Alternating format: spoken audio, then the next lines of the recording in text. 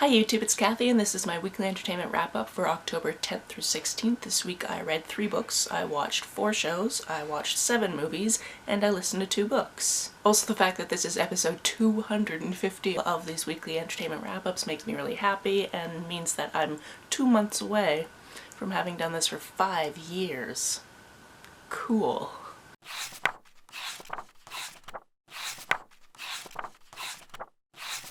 The first book on this list is Kathy Griffin's Celebrity Run-Ins, My A to Z Index by Kathy Griffin.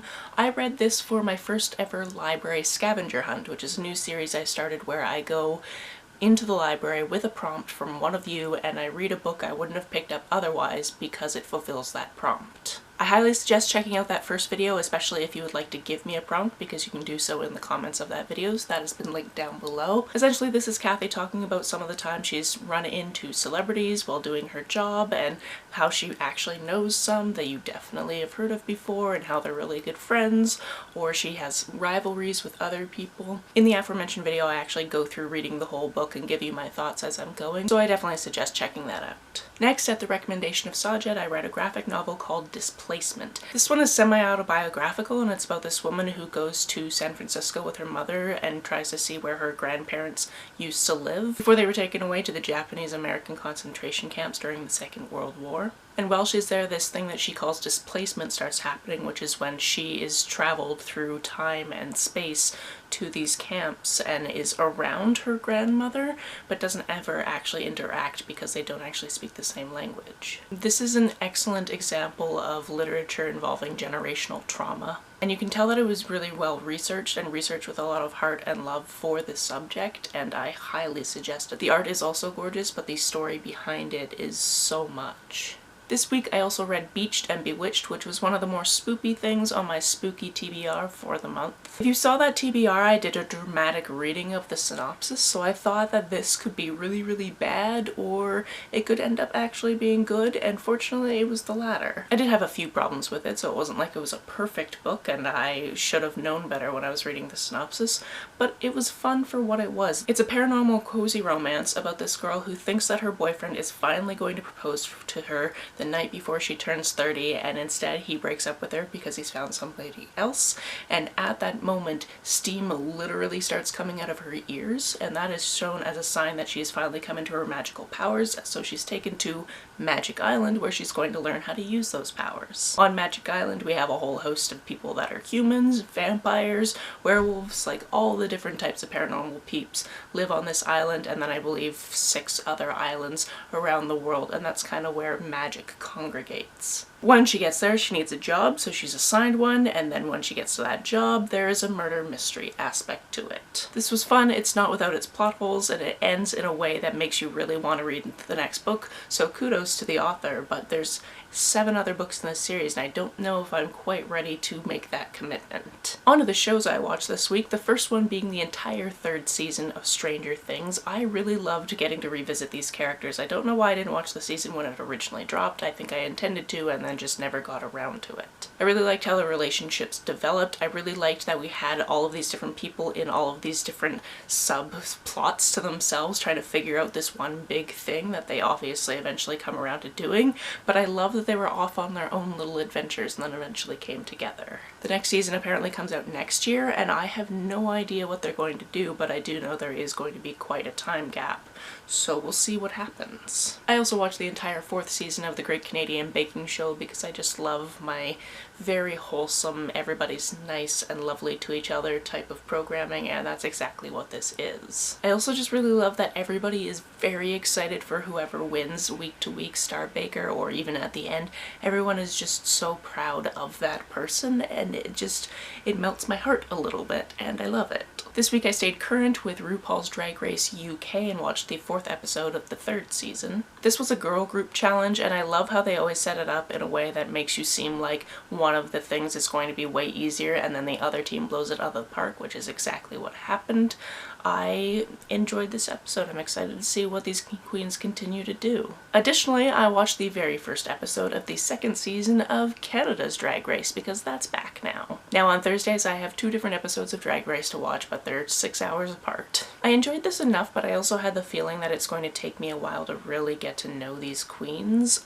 Like, I tried to remember all of their names at the end and I couldn't, and I think that's because some of them were not like your hilarious stereotypical drag queen names. Like, some of them are named Stephanie, and there was one with a name that starts with A and I can't remember, but that was all their name was. I'm just like, I'm going to get this eventually, but the first episode is always a point where I don't really know everyone very well. And then in addition to that, we have 2 new judges and all of that background controversy. If you want to know more about that, just check out Bussy Queen's channel. Or, you know, just Google it, because there are many articles you could read about the goings-on behind the scenes. On to the 7 movies I watched this week. We're going to try to do this a little bit rapid fire, so I'm going to hold my list in my hand. The first one was Practical Magic. I had never actually seen this movie before, so I was very delighted that Stockard Channing was in it. I have read the book, but it was quite a while ago, and then when I was trying to look up what the sequel was called, I realized that there is a pre-prequel and another sequel out since I read the 2 books in this series, so now there's 4 books in the series. So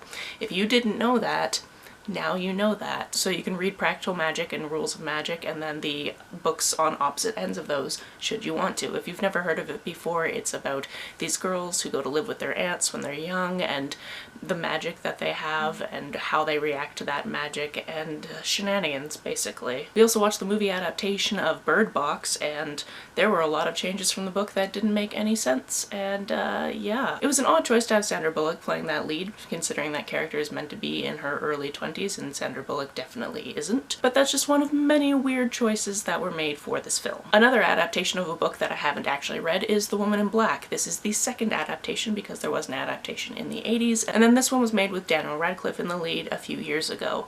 This one mostly had us going, this woman does not have a sense of scale. Yeah, you were wronged, but you weren't wronged so much that every child in the village needs to die. And yet that's basically what this is. Daniel Radcliffe plays this character who's there to set an estate because somebody has died and all the children start dying, and he's kind of trying to figure out why, but also just trying to get his paperwork done so he can go back to his own kid. Then, because Megan wanted a night where she didn't get nightmares, we watched Hocus Pocus, which I do not need to tell you about, besides it continues to be delightful, and apparently the sequel is coming out next year.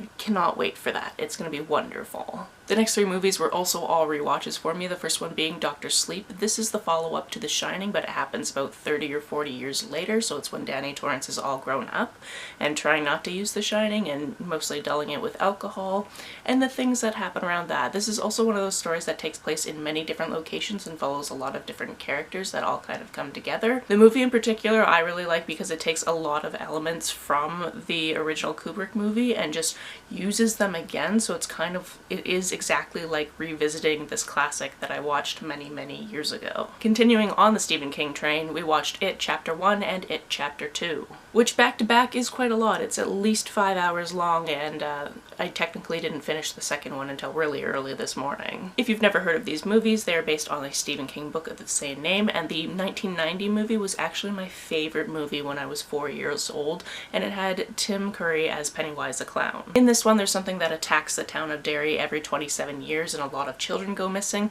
People are actually murdered or go missing in this town 6 times higher than the national average, and that's just adults. It's even worse for children. And this band of ragtag children in the 80s decide that they have to kill it. Then, in Chapter 2, 27 years later, they realize it's not gone and they have to kill it for good this time, so they all have to come back to the town to do so. I've talked about these movies before. I like them. I have some problems with them, but overall, if you're looking for horror, they're fine. They fall into some tropes that are not my favorite, but they're good. One of the books I listened to this week, the first one being Bird Box, which is why I finally watched the adaptation because I had just finished listening to the book.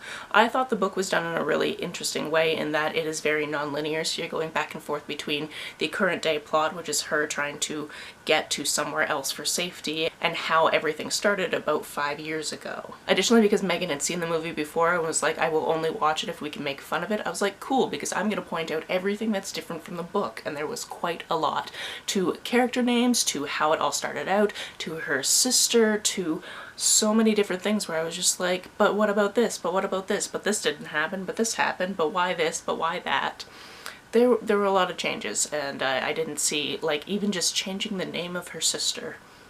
Why? Why did that have to happen? However, I can see why this was a popular book when it first came out, because it is a pretty good book. It keeps you on the edge of your seat. It keeps you wondering what's going to happen. I don't know how much I care for the ending. It wasn't terrible, but I'd also want to ask some people about their opinions on it, and that only makes sense if you read it and you know what I'm probably talking about. But other than that, it was definitely entertaining as a book, and it was definitely weird, and I guess the movie did its job as a movie, but having just finished one and then to watch the other, it was a little bit weird. The other book I listened to this week was a little bit less successful for me, and that was Eight Will Fall.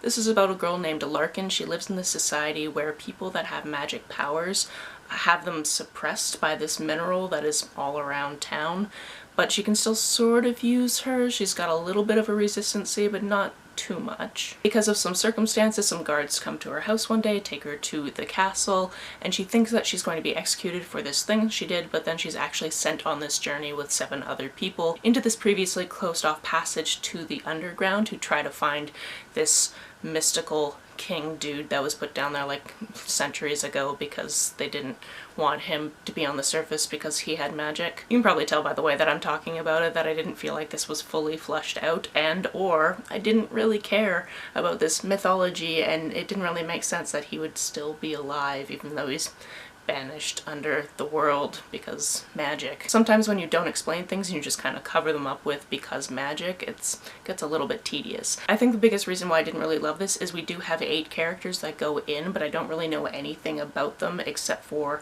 Larkin, our main character, and then I was having troubles remembering who was who, and then down the line you're trying to figure out who they match up to in terms of magical abilities, and I didn't really feel connected to who they were or what they were doing. I could understand why they were doing what they were doing, because otherwise the queen was going to kill their families. I can understand that, but because I didn't really have that connection to them, I didn't really care. So it's a scary magical horror type of fantasy situation, but it wasn't my favorite thing I've ever read. That's it for this week. If you've read, watched, or listened to any of these, let me know about it down in the comments below. On the way down to the comments, if you hit that subscribe button, that would be very nice of you. If you don't feel like leaving a comment but want to make sure that I know you were here, just leave me an emoji or a smiley face if you happen to be on your keyboard. Some people have asked if there's a way to financially support this channel, so I set up a Ko-fi account, which is a digital tipping service. The link for that is down below, as well as a link to my PayPal and my Amazon wishlist in case you would like to buy me a book. You can like and share this as you see fit, and I will see you very soon. Bye!